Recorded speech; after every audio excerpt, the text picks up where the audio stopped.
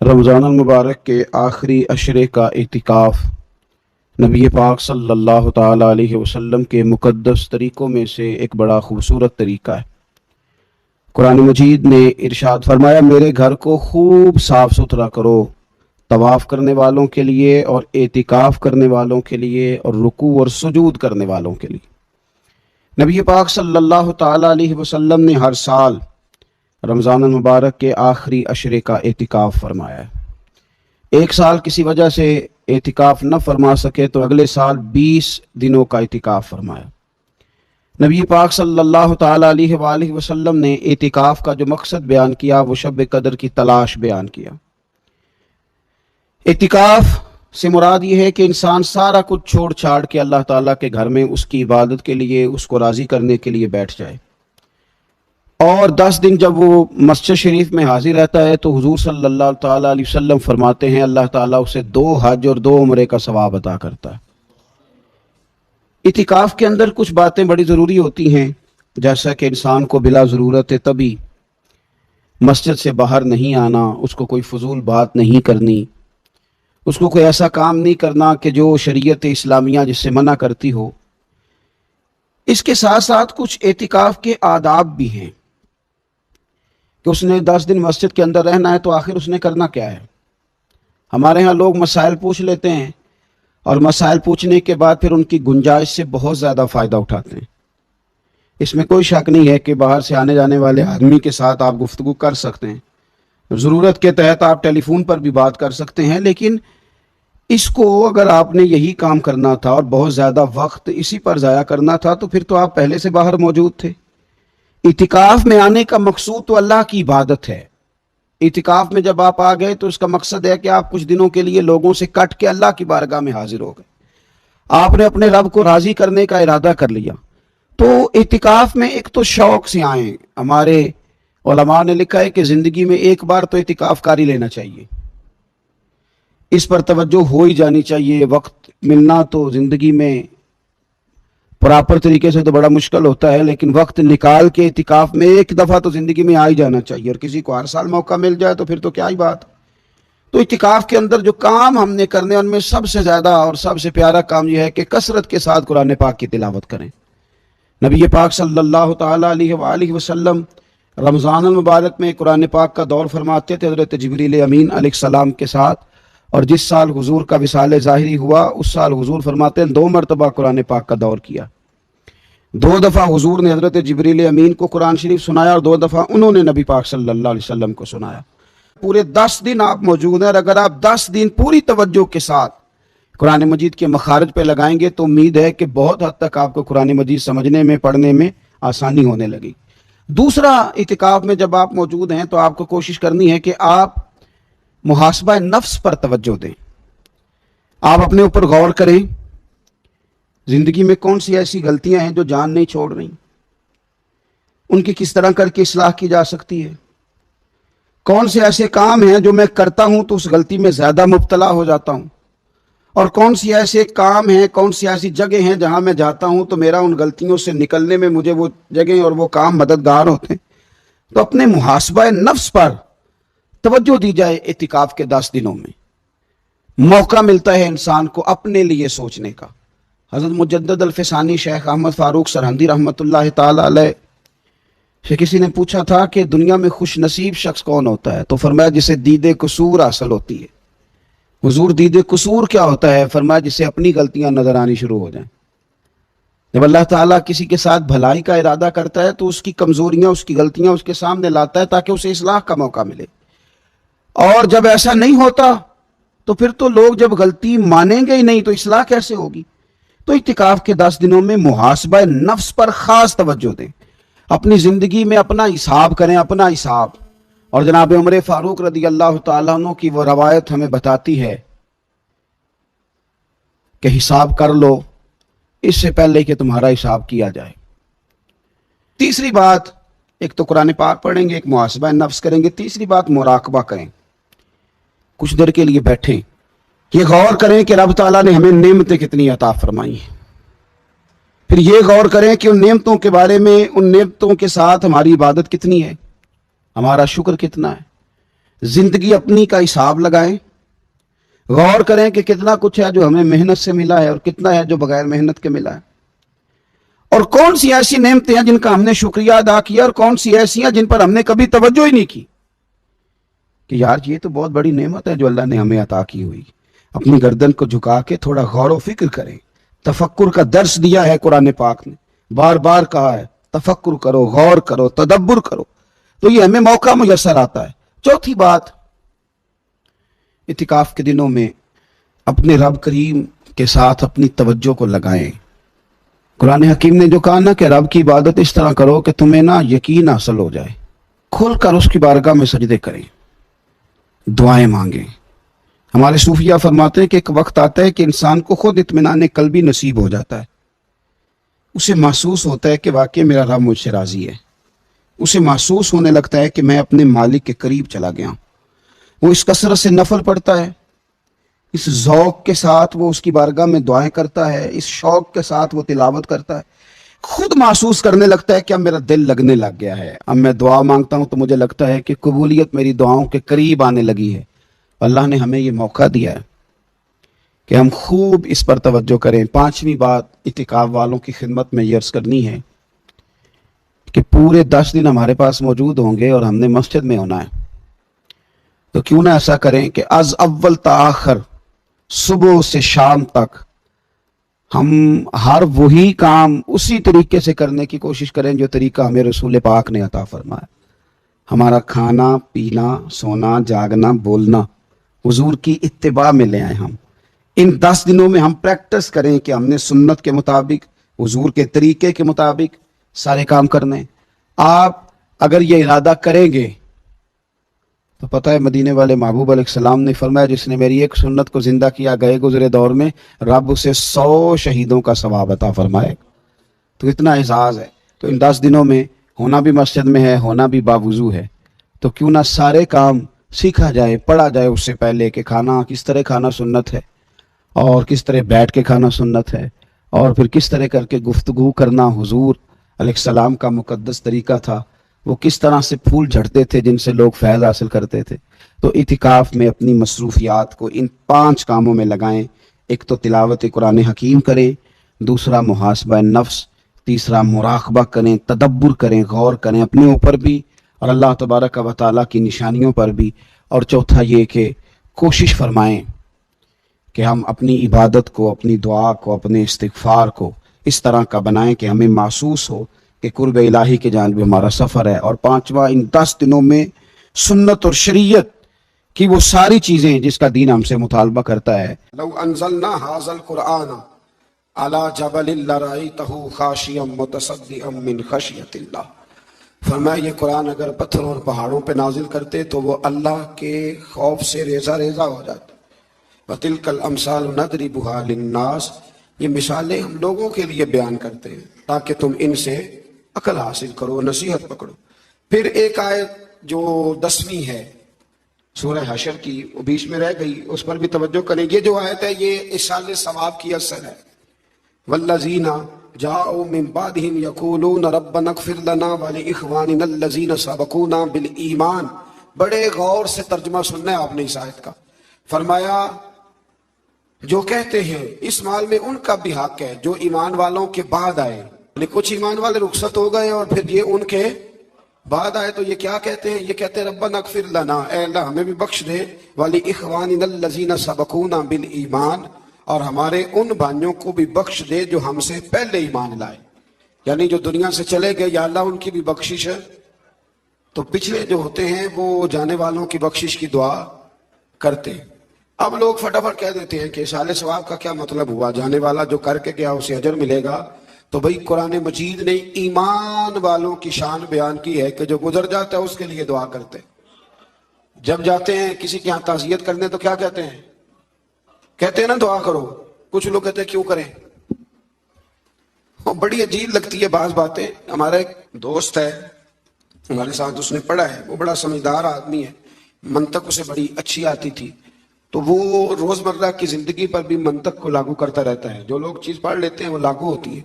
ایک بڑے خاندان سے اس کا تعلق ہے، تو دارے بنے ہوتے ہیں نا، دارے، اسی طرح انہوں نے جگہ دی ہوئی تھی، جتنے لوگ بھی فوتگی یا کوئی خوشی کا موقع آتا تھا تو وہاں لوگ تقریبات کرتے تھے. پہلے دارے اسی مقصد کے لیے ہوتے تھے, پھر معراج آلوں نے وہ جگہ پر کر دی. تو وہ کہتے ہیں کہ ایک نماز جنازہ تھی ہمارے گاؤں میں, تو ایک صاحب نے نماز پڑھائی, تو بعد میں ہم نے کہا دعا کر لو, تو کہنے لگا جنازے کے اندر ہی آ گئی, دعا جنازے کے اندر ہی ہے. تو کہتے ہیں وہ آلو گوشت کا شوربہ پکا ہوا تھا, میں نے کہا حضرت کو میری بیٹھک میں لاؤ, کھانا کھلانا ہے. کہتے ہیں وہ کھانے کے لیے بیٹھے تو تھوڑا مرچ زیادہ ڈال دیا شوربے میں, تو فوراً کھانے کے بعد انہوں نے پانی مانگا, تو میں نے کہا شوربے کے اندر پانی بھی ہے, اس کے اندر پانی. تو کہنے لگے نہیں یار تو اب ادھر پر چلا گیا, کدھر پانی پلا, میرا منہ جل رہا ہے. تو کہنے لگے آپ نے وہاں تو کہا تھا کہ دعا اندر ہی ہے, تو باہر نہیں ہونی چاہیے, تو یہاں بھی پانی شوربے کے اندر ہے. کہتے میں نے اسے کہا اٹھا قسم پانی ہے کہ نہیں؟ کہنے لگا جی شوربہ تو پانی سے ہی بنتا ہے. تو میں نے کہا دوبارہ کیوں پی رہا ہے, اور ہر بندہ پی رہا ہے روٹی کے ساتھ پانی, کیوں پیتے ہو, شوربے میں پانی نہیں؟ یہ تو ہوئی منطقی دلیل. اب میرے رسول پاک علیہ السلام نے فرمایا جو دعا تم فرض نماز کے بعد مانگتے ہو رب ضرور قبول فرما لیتا ہے, اللہ اپنے فضل سے قبول فرماتا ہے. تو نماز کے اندر دعا نہیں مانگی تھی ربی جعلنی مقیم الصلاۃ, مانگی تھی, تو نماز کے بعد کیوں مانگی؟ اس کا مطلب ہے کہ دعا دعا ہی ہوتی ہے, وہ ہر وقت مانگے جب دل کرے مانگے, جنازے کے اندر بھی مانگے اور جنازے کے, اور اس پر حدیث ابو داؤد شریف میں موجود ہے, نبی پاک نے فرمایا جب جنازہ پڑھ لو تو مخلص ہو کر پھر دعا مانگو, مخلص ہو کر.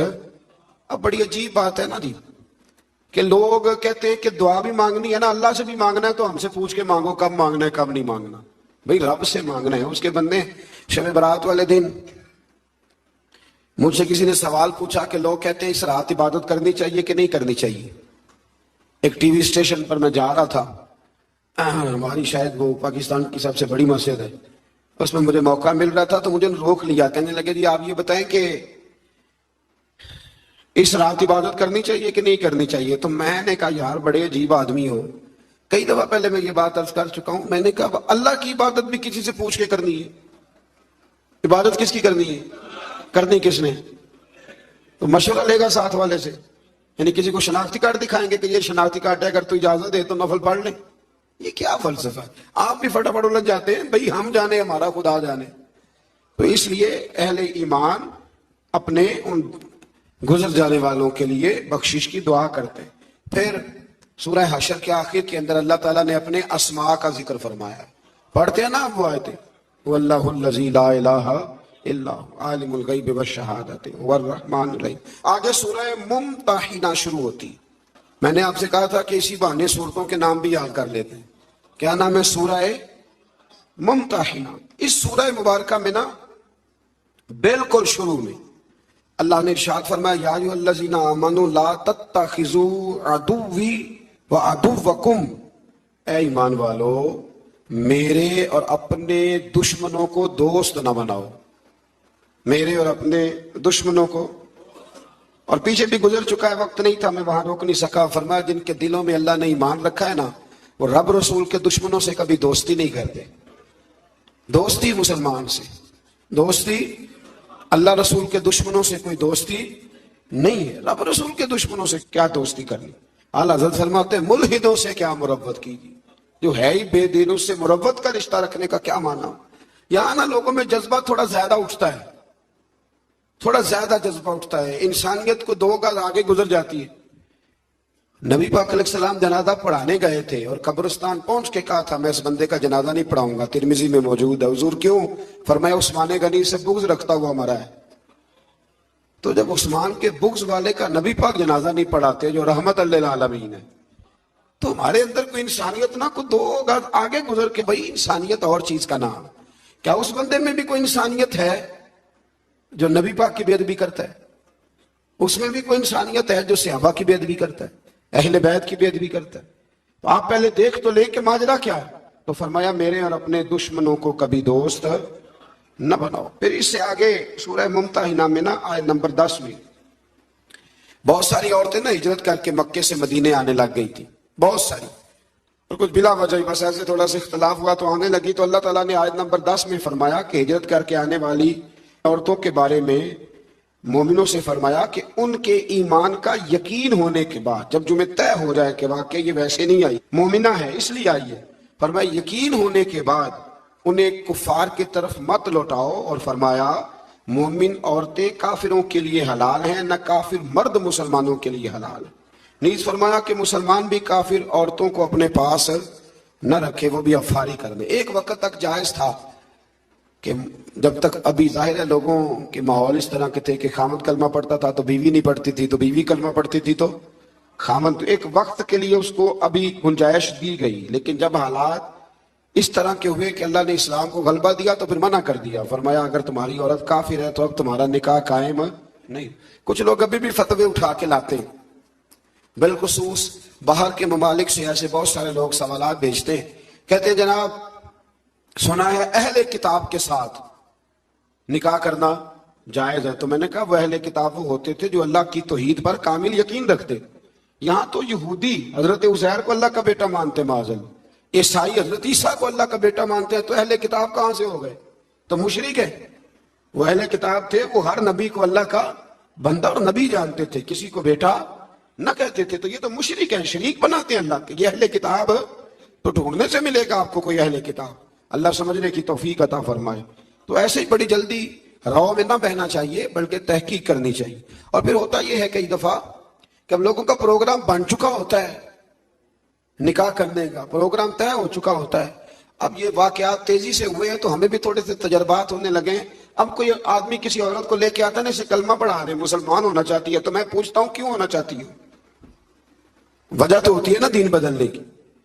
آپ ایک نیا نظریہ قبول کر رہے ہیں، الحمدللہ بڑا اچھا کر رہے ہیں، پر وجہ بھی تو بیان کریں نا۔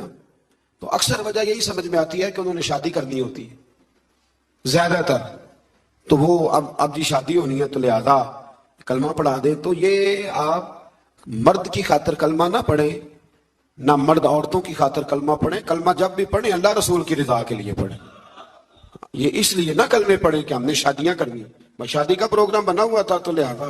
اور ایسے ایسے عجیب معاملات۔ ایک دفعہ ایک میرے پاس مسئلہ آ گیا کہ ایک عیسائی عورت ہے تو وہ کلمہ پڑھنا چاہتی ہے، تو میں نے کہا ٹھیک ہے لائیں، دیر نہیں کرنی چاہیے مسلمان کرنے میں۔ تو میں نے تھوڑی سی اس سے تحقیق کی تو مجھے پتا چلا کہ وہ اپنے خاندان سے جان چھڑانا چاہتی ہے۔ کلمہ پڑھ لے گی تو نکاح خود بخود ختم ہو جائے گا، تو جان چھڑانا۔ تو آپ تحقیق کریں ضرور، استغور کریں۔ اور بڑے سارے لوگ جو سپورٹر بن جاتے ہیں وہ بھی ضرور سوچیں کہ آخر وہ بتائے تو صحیح اسے کس چیز نے متاثر کیا ہے۔ بڑے کم لوگ آپ کو ایسے ملیں گے جو متاثر ہو کے تحقیق کر کے دین کو دل سے قبول کر کے آتے ہیں۔ ایسا کوئی آئے تو اس کے تو پیروں کے نیچے پر بچھا دینے چاہیے، آنکھیں بچھا دینی چاہیے، اس طرح کا کوئی آئے۔ اللہ توفیق عطا فرمائے۔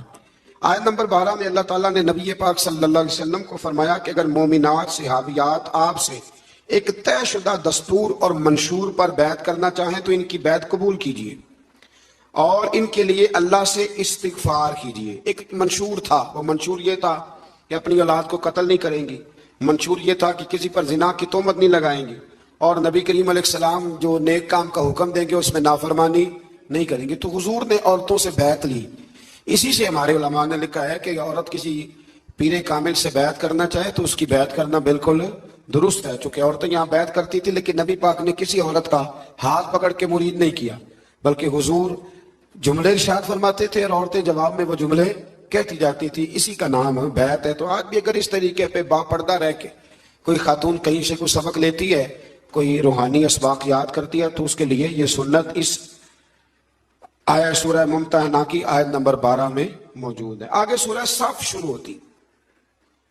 اس سورت کے بالکل شروع میں نا اللہ تبارک و تعالیٰ نے ایک خاص حکم دیا ہے، ایک خاص بات کی طرف توجہ ارشاد فرمائی ہے۔ فرمایا یا ایھا الذین آمنوا لما تقولون ما لا تفعلون، اے ایمان والو تم ایسی بات کیوں کہتے ہو جو تم کرتے نہیں۔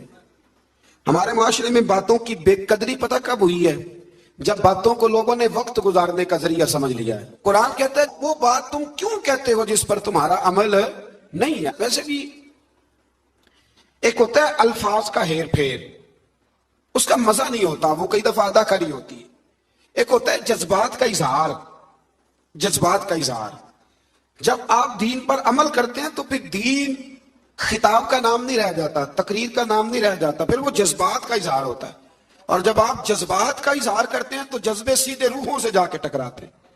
تو دین پر عمل کریں، دین منانے کے لیے نہیں آیا، دین عمل کرنے کے لیے آیا ہے، دین پر عمل کریں، اور آپ سے وہ بات کریں جس پر آپ کا اپنا عمل۔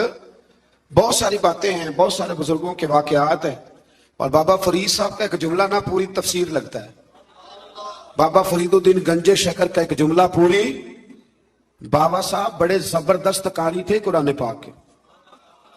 بر صغیر میں اس وقت 4-5 قاری تھے جو سونا قرآن پڑھتے تھے، اور بابا صاحب کی جو اپنی بیٹی تھی نا، بابا صاحب نے سب عشرہ کا قاریہ بنایا تھا اپنی بیٹی کو۔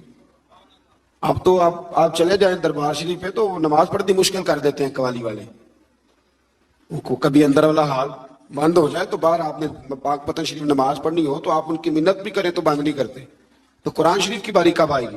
بابا فرید الدین مسعود گنج شکر کیا ایک واقعہ اس آیہ مبارکہ کے حوالے سے گویا واضح باتیں کھولتا ہے۔ بڑی دور سے ایک عورت آئی تو اس نے کہا میرا بیٹا گڑ بڑا کھاتا ہے، تو حضرت صاحب بیمار رہنے لگ گیا ہے۔ کو پتہ ہے نا، ہمارے ماں باپ تو یہی کہا کرتے تھے کہ ٹافیاں نہ کھاؤ، دانت نکل جاتے ہیں، حالانکہ انہوں نے جب نکلنا ہوتا ہے وہ نکل ہی جاتے ہیں، پر بزرگ بھی جو کہتے تھے وہ ٹھیک ہی فرماتے تھے۔ تو بابا صاحب سے وہ ماں کہنے لگی دم کر دے، تو بابا صاحب کہنے لگے کل آنا۔ بی بی بیچاری گھوڑے پہ بیٹھ کے، اونٹ پہ بیٹھ کے یہاں پیدل آئی تھی، 2-4 گھنٹے جانے میں، پھر لگے اگلے دن پھر 2-4 گھنٹے کا سفر کر کے آئی۔ بابا جی دم کر دیں، گڑ بڑا کھاتا ہے۔ تو بابا صاحب نے پشت پہ ہاتھ پھیرا، پیار کیا، دم بھی کیا، اور بچے سے کہنے لگے پتر گڑ نہیں کھانا آج کے بعد، بہت زیادہ کھانا نقصان دہ ہوتا ہے۔